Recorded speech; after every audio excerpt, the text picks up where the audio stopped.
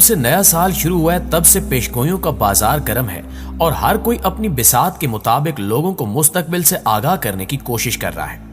लेकिन आज की वीडियो में हम जिस हस्ती का जिक्र करने जा रहे हैं वो कोई आम हस्ती नहीं है, बल्कि अल्लाह के नेक वलीउल्लाह हैं और इनकी पेशगोइयों को भी खासी कदर की निगाह से देखा जाता है, क्योंकि इनकी अक्सर पेशगोइयां हूबहू पूरी होती हैं। हम आज की वीडियो में नेमतुल्लाह शाह वली की पेशगोइयों का जिक्र करेंगे और मजीद ये भी बताएंगे कि इन्होंने 2023 में पाकिस्तान के लिए कौन सी पुरस्कार पेशगोइयां कर रखी हैं।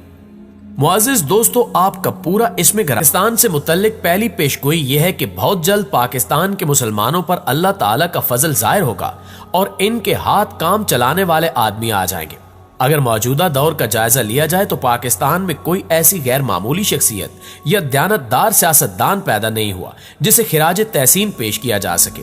मज़कूरा शेर के मुताबिक कौम के हाथ में हकीकतन अगर कोई काम चलाने वाला आदमी आया है तो वो सिर्फ डॉक्टर अब्दुल कदीर खान ही है, जिन्हें तमाम कौम अपना हीरो मानने पर मुत्तफिक है। किसी ने बजा कहा है कि अगर कायदे आजम ने पाकिस्तान बनाया तो डॉक्टर अब्दुल कदीर खान ने पाकिस्तान बचाया। आज अगर दुश्मन हम पर हमले की जुर्रत नहीं कर रहा तो इसकी वाहिद वजह सिर्फ डॉक्टर अब्दुल कदीर खान का बनाया हुआ एटम बम है, जिससे पाकिस्तान दुनिया के 192 ममालिक में 7वीं एटमी ताकत के तौर पर उभर आया है। इस पेशगोई को कुछ लोग इमरान खान से भी जोड़ते हैं और कहते हुए नजर आते हैं कि 2023 में इमरान खान दोबारा वजीर आजम बन जाएंगे और फिर पूरे पाकिस्तान के निजाम को दुरुस्त कर देंगे, जैसा कि पेशगोई में जिक्र किया गया है। इसी तरह आपकी एक पेशगोई का तर्जमा यह भी है कि एक वक्त ऐसा आएगा जब कुफार मुसलमानों को बताएंगे कि तुम्हारा दीन क्या है और ये काफिर मुसलमानों को हज और नमाज से रोकेंगे।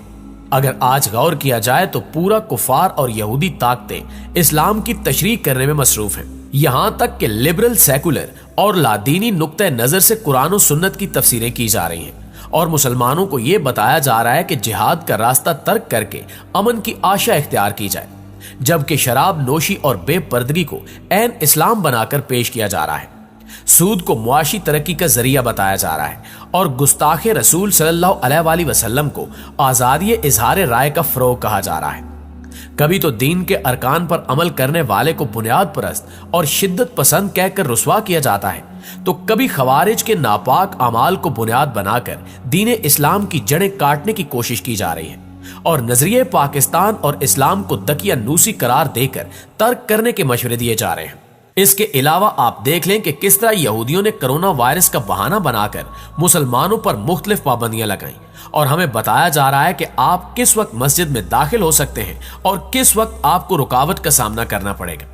सिर्फ यही नहीं, बल्कि मौजूदा दौर में मुसलमानों को हज और उम्रे की पाबंदियों का भी सामना है, जो हम कुफार की इजाजत के बगैर नहीं कर पा रहे। इन सारी बातों से जाहिर होता है कि नेमतुल्लाह शाह वली की यह पेशगोई भी मौजूदा हालात में बिल्कुल पूरी हो चुकी है। इसके बाद नेमतुल्लाह शाह वली मुस्तकबिल में एक खल्फिशार के वक्त बुत परस्त हिंदुओं का कलमा गो मुसलमानों पर जुल्म जबर का जिक्र करते हैं, जिस पर मुसलमान सबर से काम लेंगे, लेकिन फिर अगले मरहले में अरब पहाड़ों, ब्याबानों और सहराओं से मदद के लिए निकल आएंगे, जबकि चतराल, नांगा पर्वत और चीन के साथ गिलगित और तिब्बत का इलाका मैदान जंग बन जाएगा। अब हजरत नेमतुल्लाह शाह वली अपनी पुरस्कार पेशगोई में निहायत सख्त और संगीन और खूनी मंजर पेश करते हुए बताते हैं कि इस दौरान दरियाए अटक यानी दरियाए सिंध कुफार के खून से 3 मरतबा भर कर जारी होगा। यहाँ सवाल ये पैदा होता है कि क्या इसका मतलब ये हो सकता है कि हिंदुस्तानी फौज पाकिस्तानी सरहद क्रॉस करके आजाद कश्मीर की तरफ पेशकदमी करेगी या कराकुरम की शाहराह काट कर ताकि चीन की तरफ से पाकिस्तान को मदद न पहुंच सके। ये सवाल जहन में इसलिए उभरता है कि कुफार की फौज दरियाए अटक तक पहुंचेगी तो तभी कुफार के खून से दरियाए अटक 3 मरतबा भरकर जारी होगा।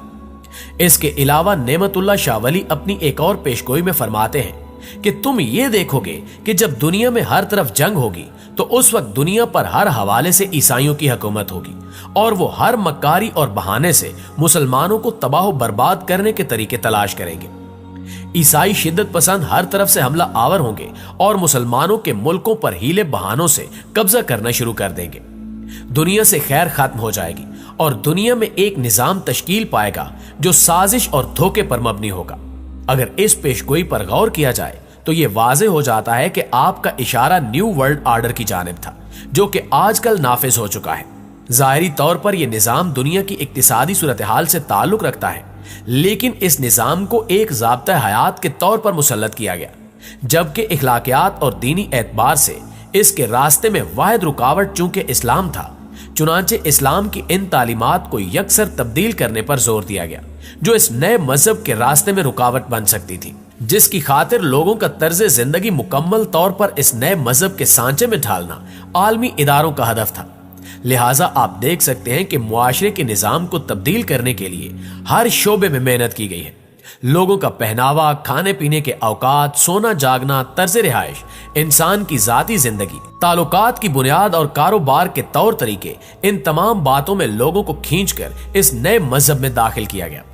اس نئے مذہب کا واضح خاکہ ڈاکٹر جان کولمان نے اپنی کتاب نیسپریٹر ہائرار میں کھینچا ہے، جس میں وہ لکھتا ہے کہ ایک عالمی حکومت اور ایسا نظام جس کو ایک عالمی حکومت کنٹرول کر رہی ہوگی وہ مستقل غیر منتخب موروثی چند افراد کی حکومت کے تحت ہوگا، جس کے امکان قرون وسطیٰ کے سرداری نظام کی شکل میں اپنی محدود تعداد میں خود منتخب کریں گے۔ اس ایک عالمی وجود میں آبادی محدود ہوگی اور فی خاندان بچوں کی تعداد پر پابندی ہوگی۔ وہاں جنگوں اور قید کے ذریعے آبادی کو کنٹرول کیا جائے گا،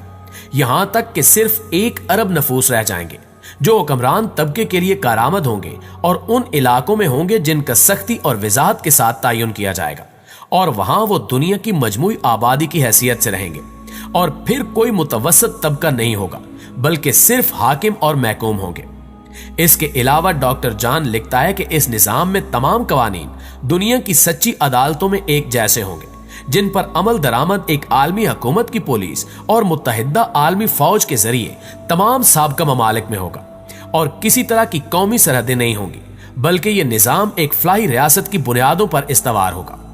پیارے دوستو، یہ سارا وہی نظام اور مذہب ہے جس کی سربراہی یہودی کریں گے، اور یہی وہ نظام ہے جس کی پیشگوئی حضرت نعمت اللہ شاہ ولی نے آج سے 850 سال پہلے کر دی تھی، اور جو آج حرف بہ حرف پوری ہو رہی ہے۔ اللہ تعالیٰ سے دعا ہے کہ اللہ تعالیٰ ہر مومن مسلمان کو ان تمام دجالی فتنوں سے اپنی حفظ و امان میں رکھے اور ہمارا خاتمہ ایمان پر کرے۔ آمین ثم آمین۔